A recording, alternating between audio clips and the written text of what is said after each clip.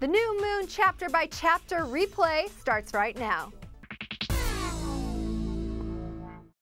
Hey everyone, I'm Dana Ward at the Clevver TV headquarters. So in anticipation of the obviously very much hyped about New Moon, which is set for a November release, I've decided to read the book again and share my thoughts with you guys.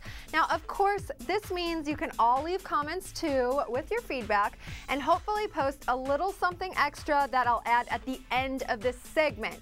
Basically, we'll make a video for every chapter, but I'm putting this out there, you guys. One word. Spoilers! If you haven't read the book, stop now and go get it. For the rest of you guys, let's begin. Chapter 1, it is called Party. It begins with Bella describing her grandmother and then Edward is there, but suddenly it's a nightmare as it's not her granny behind the cold glass, but it's actually a mirror image of Bella. Ew. She's an old, wrinkled woman, and Edward is still just 17. Of course, it's probably because we find out that it's Bella's 18th birthday, September 13th. So, do you guys think that she's being selfish to not want to get old? I think it's a great dream because if she's that old and Edward is still around, it means he truly loves her. Don't you think anyone else would just dump her and trade for someone younger? Not our dear Edward, of course. After the best summer ever, it's Bella's senior year at Forks High School. Emmett and Rosallie are gone to college after graduating high school again. So weird to have to do that repeated times, huh? I mean, I would love and hate to go through high school again. Something to think about. Now, Bella is the biggest party pooper ever. It's her birthday, and she doesn't want anyone to celebrate. No presents or birthday wishes, no surprises.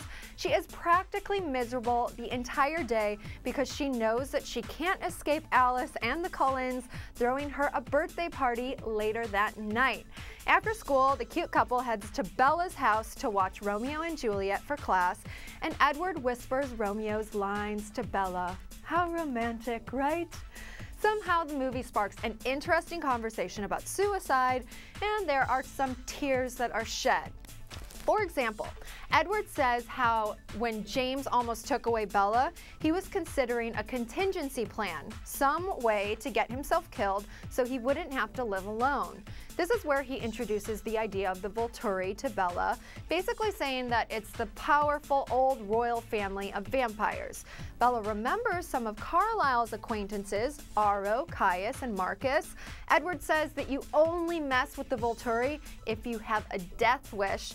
And of course, Bella says he can never do anything to hurt himself. After the somewhat downer conversation, they drive to the Cullens for the party using Bella's truck, with Edward saying that she would look absolutely fabulous in a new car, and if that's not what she wants for her birthday present, to tell him what she wants. You know that Bella just wants to become a vampire by Edward, but he refuses, of course, and she hopes that Alice would do it. Edward reminds Bella to be nice at the party because everyone is so incredibly excited to celebrate a real birthday, even adding that Emmett and Rosallie, surprise, will be there to participate. Nope, they're not in Africa. Remember that while Emmett may be the big bro that Bella never had, Rosallie doesn't exactly like Bella being in the family's business. So the party is absolutely gorgeous. Alice seriously went all out. And you know what? I'm kind of jealous. I want a party like this. We're talking lanterns and flowers, pink candles and crystal bowls with roses, pink birthday cake, silver wrapped presents, all topped off with a very loud, happy birthday, Bella. After laughing at an empty present box, that is the stereo Emmett had just installed in Bella's truck, Bella then goes to open Edward and Alice's gift. Oops, Bella accidentally cut her finger. And let's just say that in a room full of vampires, it's not the best occurrence. Edward slammed Bella against the table to get between her and the still craving human blood Jasper, who's in full attack mode. Emmett jumps in to grab Jasper away from the birthday girl. It's safe to say that Bella's cut arm and broken glass means that the party is over. In fact, the simple paper cut might just change Bella's life forever. So that's the end of chapter 1. Does anything else really jump out at you that maybe you missed before? Now here's the little something extra that I was talking about, a pop quiz. I know you're excited. Remember, you cannot cheat by Googling for answers.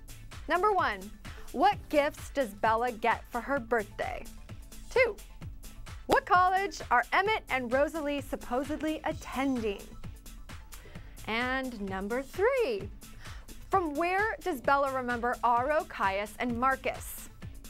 Number 4, what kind of car does Edward want to buy for Bella? Number 5, what is plan B for Bella? All right, guys, post your answers as a comment below or add a video response. And don't forget to read the next few chapters because we'll be adding videos for all of those very soon. I'm Dana Ward. Thanks for watching.